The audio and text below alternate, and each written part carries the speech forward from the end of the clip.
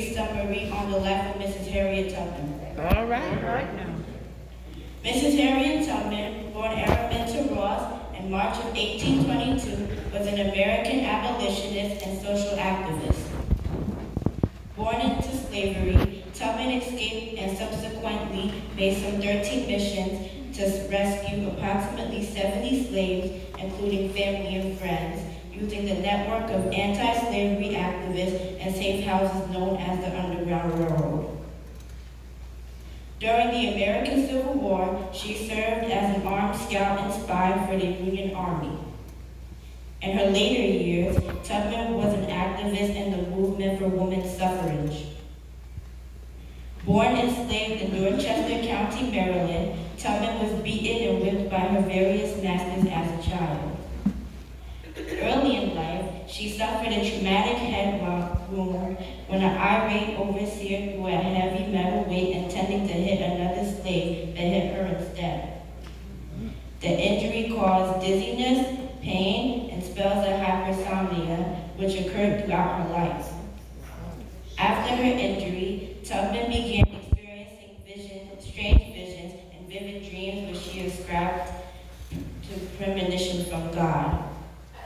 These experiences, combined with her Methodist upbringing, led to her become devoutly religious. In 1849, Tubman escaped to Philadelphia, only to return to Maryland to rescue her family soon after. Slowly, one group at a time, she brought relatives with her out of the state and eventually guided dozens of other slaves to freedom.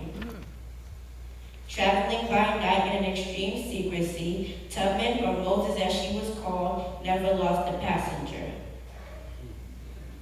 After the Fugitive Slave Act of 1850 was passed, she helped guide fugitives farther north into British North America, Canada, and helped newly freed slaves find work.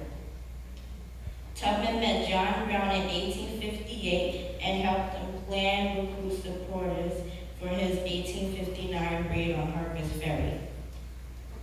When the Civil War began, Tubman worked for the Union Army, first as a cook and nurse, and then as an armed scout and spy. The first woman to lead an armed expedition in the war, she guided the raid at Combahee Ferry, which liberated more than 700 slaves. After the war, she retired to the family home on property she had purchased in 1859 in Arbor, New York, where she cared for her aging parents. She was active in the women's suffrage movement until illness overtook her, and she had to be admitted to a home for elderly African Americans that she had helped to establish years earlier. She became an icon of courage and freedom until her death on March 10, 1913.